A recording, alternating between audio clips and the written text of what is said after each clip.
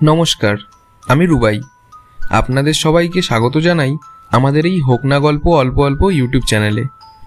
আশা করি আপনারা সবাই খুব ভালো আছেন। আজকে আপনাদের জন্য আমি নিয়ে এসেছি লেখক সৈয়দ মুজতবা সিরাজের ভৌতিক গল্প সমগ্র থেকে নেওয়া ১৩ ভূতের কবলে।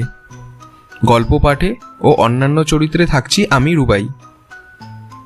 তাহলে চলুন শুরু করা যাক। সবে চাঁদটা উঠেছে, আর তার ফিকে জ্যোৎস্নায় সার বেঁধে এক দঙ্গল ছায়ামূর্তি আমার সামনে এসে দাঁড়িয়েছে।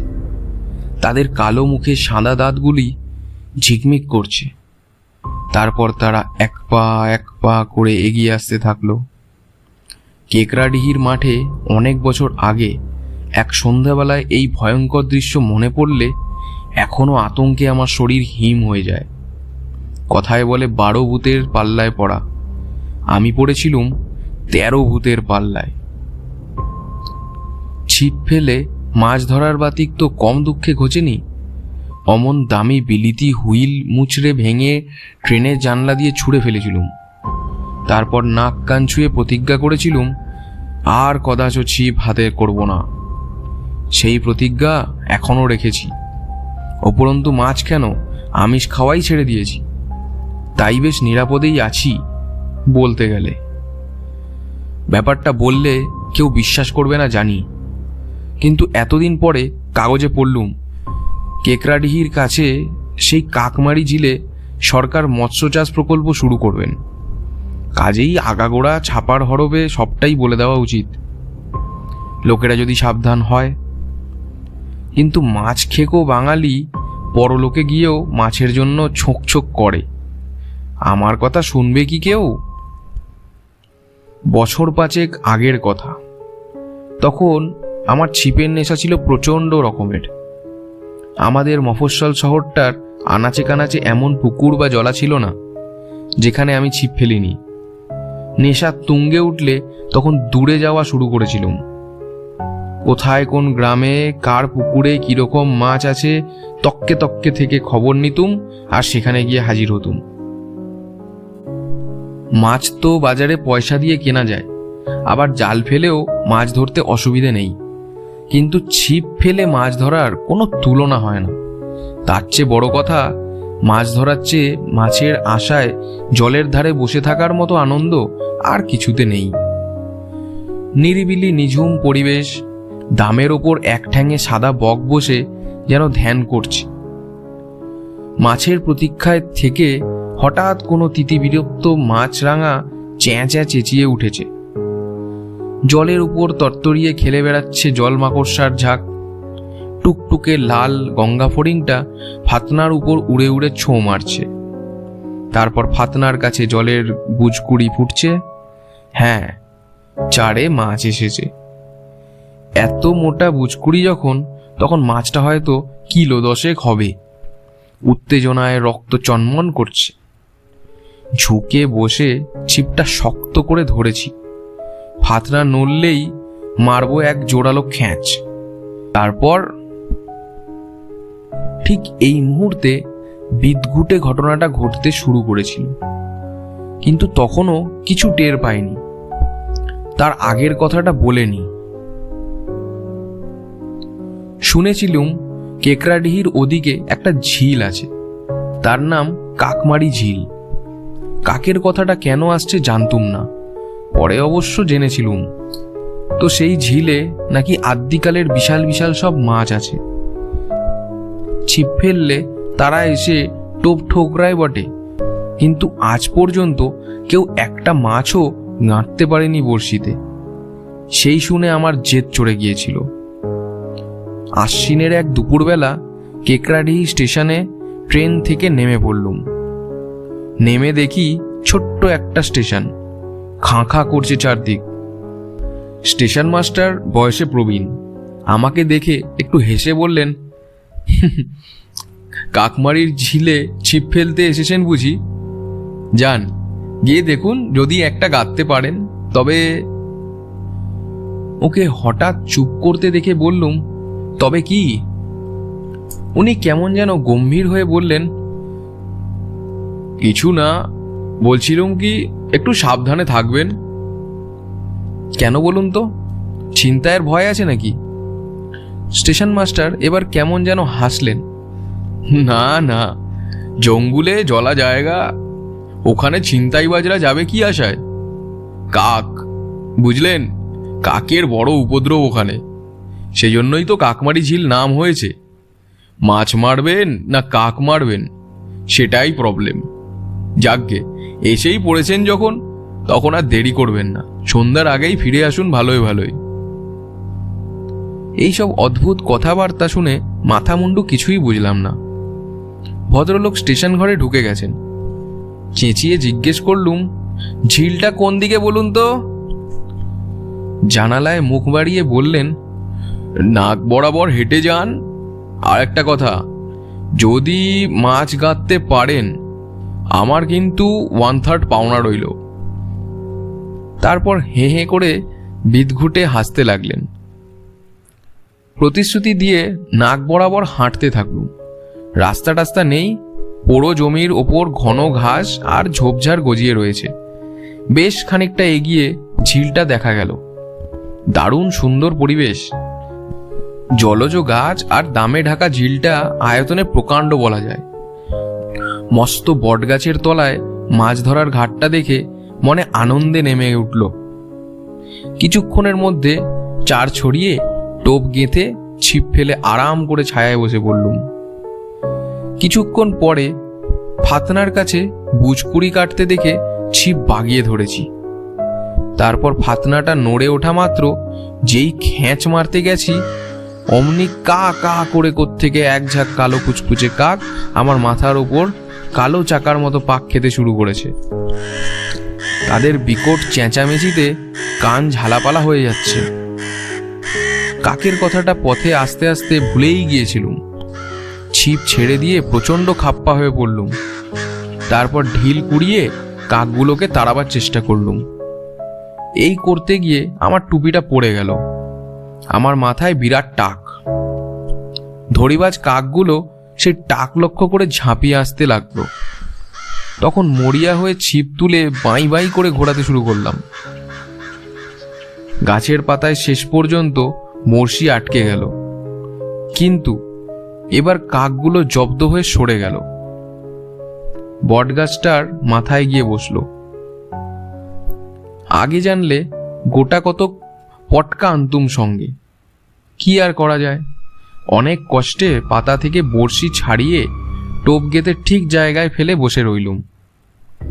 কিন্তু এবার সতর্ক হয়েছি, বারবার পিছন ফিরে দেখে নিচ্ছি। কিন্তু কাকগুলো আর টু করছে না। ডালপালার ভেতর কোথায় বুঝি ঘাপটি মেরে বসে আছে। কয়েক মিনিট নির্ঝঞ্ঝাট কেটে গেলে বুঝলুম বাছাধনরা ভয় পেয়ে গেছে। দৈবাত বড়শি গেঁথে গেলে কি অবস্থা হবে নিশ্চয় আঁচ করেছে। ফাতনার কাছে বুজকুড়িগুলি মিলিয়ে গেছে কখন। মাছটা হয়তো ডাঙার ওপর ওই হুলুস্থুল টের পেয়ে কেটে পড়েছে। কাকগুলোর ওপর রাগে খাপ্পা হয়ে গেলুম। তারপর খেয়াল হলো, ওই যা, টুপিটা কোথায় পড়েছে খুঁজে আনতে হয়। কাকের লক্ষ্যস্থল আমার এই বিরাট টাকটাকে এখনো ঢাকিনি কোন আক্কেলে। টুপিটা ঝোপের পাশে পড়েছিল, কুড়িয়ে মাথায় পড়েছি। হঠাৎ বটতলার অন্য পাশ থেকে একটা কালো খেঁকুটে চেহারার লম্বা নেকো লোক বেরিয়ে এলো। পাড়া গাঁয়ের মাঠে ক্ষেত খামারে যারা কাজ করে সম্ভবত তাদেরই কেউ। কোমরে একটুখানি ন্যাকড়া জড়ানো শুধু, বাদ বাকি শরীর নগ্ন। একগাল হেসে সে বলল, মাছ ধরতে পারলেন বাবু মশাই? বিরক্ত হয়ে বললুম, কই আর পারলুম, যা কাকের উপদ্রব। লোকটা খ্যাঁ খ্যাঁ ধরনের হাসি হেসে বলল, বলে দেব আর ঝামেলা করবে না, তবে কিন্তু মাছের ভাগ দিতে হবে বাবু মশাই। তা নয় দেব, কিন্তু বলে দেব মানে কি? কাকগুলো কি তোমার পোষা কাক নাকি? আগে কতকটা। কতকটা মানে? লোকটা তার লম্বা নাকের ডগা চুলকে বলল, অত কথায় কাজ কি বাবু মশাই, যান বসুন গে। ছিপের কাছে বসলুম। আবার ভাবলুম লোকটা আসলে রসিকতা করছে। বললুম, ওহে, মাছ ধরতে পারলে তোমাকে একটা অবশ্যই দেব। তুমি দেখো যেন কাকগুলো আর বিরক্ত না করে, বরং গাছের ডাল ভেঙে নাও একটা। লোকটা বলল, কিছু ভাববেন না, আপনি ফাতনার দিকে চোখ রাখুন। ফাতনাটার কাছে আবার বুচকুড়ি ফুটে উঠল। ছিপ বাগিয়ে ধরলুম। ফাতনাটা নড়লেই খ্যাঁচ মারব। কিন্তু সেই সময় পেছনে বটতলায় ধূপ ধূপ ধূপ ধূপ শব্দ হলো এবং চেরা গলায় কারা চেঁচামেচি করে দৌড়ে এলো। মাছ মাছ মাছ মাছ মাছ। ঘুরে দেখি সেই লোকটার মতোই কালো কুচকুচে লম্বা নেকো একদল লোক এসে হাজির। তারা মাছ মাছ বলে চেঁচামেচি করছে এবং আগের লোকটা তাদের থামাবার চেষ্টা করছে। রাগে মহাখাপ্পা হয়ে উঠে দাঁড়ালুম। তারপর প্রচণ্ড ধমক দিয়ে বললুম, চুপ সব, চুপ! পেয়েছো কি তোমরা? এখানে হইচই করছো কেন এত? লোকগুলো এক গলায় বলল, মাছ মাছ মাছ মাছ। তেড়ে গিয়ে বললুম, মাছ ধরতে না ধরতেই মাছ চাইতে এসেছে, ধরলে তবে তো। আগের লোকটা বলল, বাবু মশাই বড় ভালো মানুষ, তোরা খামোখা চেঁচাচ্ছিস কেন বাবু? মাছ আগে বড়শিতে ধরা পড়ুক। শুনুন বাবু মশাই, আমরা মোটামোট 12 জন আছি, বেশি নয়, মাথা পিছু একটা করে টুকরো দেবেন, ব্যাস। বলে সে ঠোঁট চেটে নিল। আহ, কতকাল আমরা মাছ খাইনি। এসব লোকের সঙ্গে তর্ক করে লাভ নেই। একে আমি একা আর ওরা 12 জন, তাই আবার ছিপের কাছে গিয়ে বসলুম। চারের মাছটা আবার পালিয়েছে। মাছ ধরতে বসার আনন্দটাও আর নেই। স্টেশন মাস্টারও কি এজন্যই সাবধান থাকতে বলেছিলেন? একটু পরে ওদের দেখার জন্য পেছনে তাকালুম। অবাক হয়ে দেখলুম ধেড়ে লোকগুলো বাচ্চা ছেলেদের মতো বটগাছটা ঝুড়ি বেয়ে উঠছে। কেউ কেউ ডালে চড়ে বসেছে, কেউ ডাল থেকে ধূপ করে পড়ছে, আবার ঝুড়ি বেয়ে উঠে যাচ্ছে। মনে হচ্ছে একপাল হনুমান যেন। বয়স্ক লোকেরা এমন কেন খেলে কোশমিনকালে তো দেখিনি। এতক্ষণে একটু খটকা লাগলো, কিন্তু চারে বুচকুড়ি দেখা দিয়েছে। মাছটা টোপ না খেয়ে ছাড়বে না।